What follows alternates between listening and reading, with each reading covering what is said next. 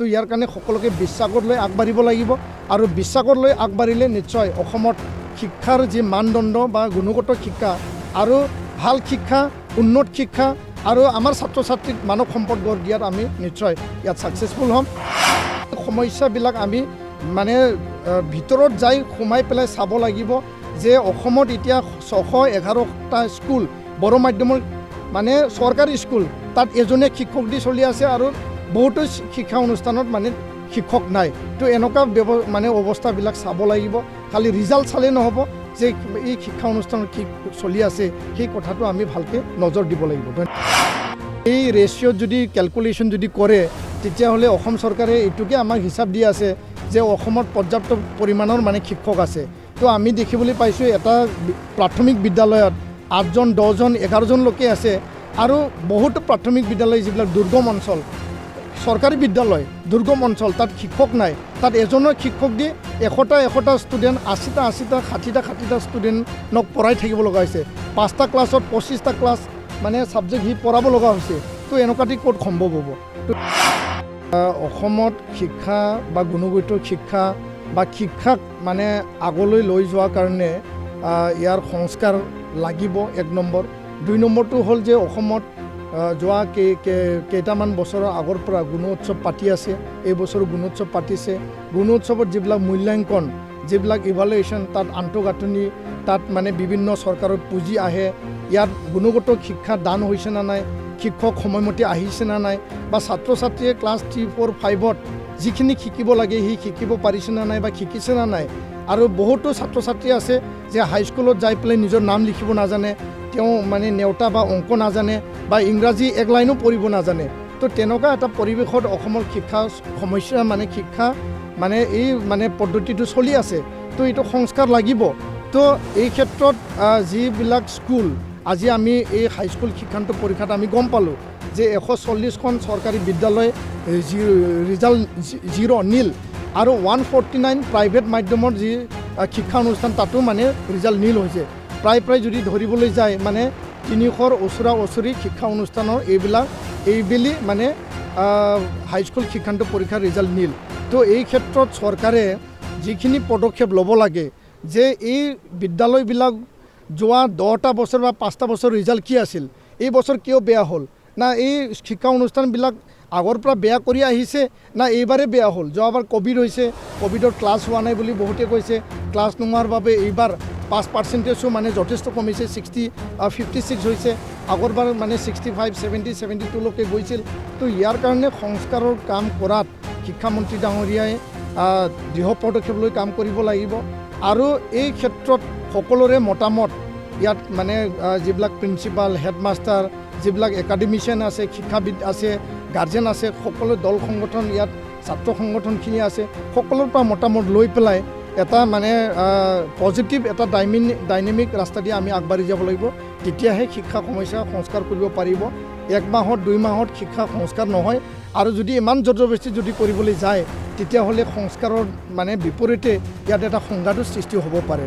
তো ইয়াৰ কাৰণে সকলোকে বিশ্বাসত লৈ আগবাঢ়িব লাগিব আৰু বিশ্বাসত লৈ আগবাঢ়িলে নিশ্চয় অসমত শিক্ষাৰ যি মানদণ্ড বা গুণগত শিক্ষা আৰু ভাল শিক্ষা উন্নত শিক্ষা আৰু আমাৰ ছাত্ৰ ছাত্ৰীক মানৱ সম্পদ গঢ় দিয়াত আমি নিশ্চয় ইয়াত ছাকচেছফুল হ'ম। শিক্ষামন্ত্ৰী ডাঙৰীয়াই দায়বদ্ধতাৰে কাম কৰি আছে, কিন্তু সময় লাগিব আৰু বিভিন্ন সমস্যা আছে। বড়ো মাধ্যমৰ সমস্যা সুকীয়া, অসমীয়া মাধ্যম মাতৃভাষা মাধ্যমৰ সমস্যা সুকীয়া।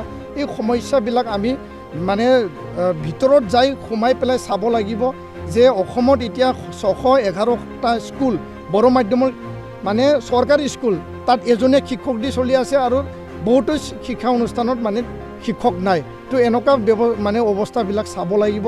খালি ৰিজাল্ট চালে নহ'ব যে এই শিক্ষা অনুষ্ঠানত কি চলি আছে সেই কথাটো আমি ভালকৈ নজৰ দিব লাগিব। ধন্যবাদ। এইটো যদি চাবলৈ যায় অসমত টোটেল বিদ্যালয় কিমান, অসমত টোটেল মানে শিক্ষকৰ মানে পৰিমাণ কিমান, সেই ৰেচিঅ'ত যদি কেলকুলেশ্যন যদি কৰে তেতিয়াহ'লে অসম চৰকাৰে এইটোকে আমাক হিচাপ দি আছে যে অসমত পৰ্যাপ্ত পৰিমাণৰ মানে শিক্ষক আছে।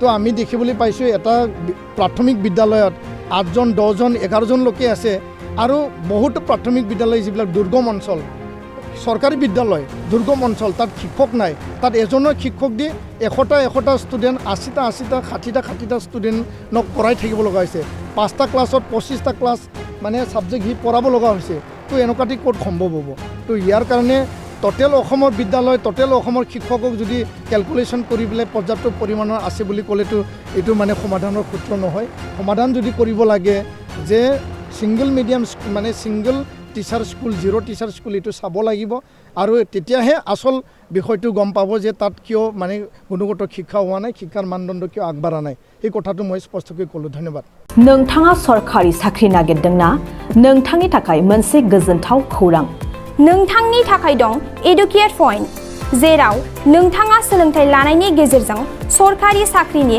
गुबुन गुबुन रोखोमनि गोब्राब आनजादफोरखौ उथ्रिसारनो हागोन आरो गावनि आथिङाव गसंथानो हागोन बे एडुकेट पॉइन्टआव नोंथांमोना SSC bank PO bank clerk bank SO UPSC FSC defence railway state insurance AAO ADO एसिस्टेन्टजों लोगोसे स्टेट लेभेल जब आरो माखासे सरकारि साख्रिनि आनजादाव गोनांथि जानाय आयदाफोराव सोलोंथाइ लानो हागोन मख'नो गोनांदि बे सोलोंसालियाव साख्रिनिल' नङा बेयाव एमबिए आरो सैनिक स्कुल बायदियाव एडमिशननि थाखाय एन्ट्रेन्स होनो थाखायबो सोलोंथाइ लानो हागोन बे सोलोंसालियाव गाहाम थाखो खथानि सुबिदा दं आरो सम मथे नोंथांनि सोलोंथाइखौ बे सोलोंसालियाव होनाय जागोन बेखौबो मिथिनांगोन दि बे एडुकेट पॉइन्टआव सोलोंथाइ लानानै बावैसो 2021-22 इं मायथाइनि एसएससी जिडिनि आनजादाव गासै 11 सा सोलोंसाफोरा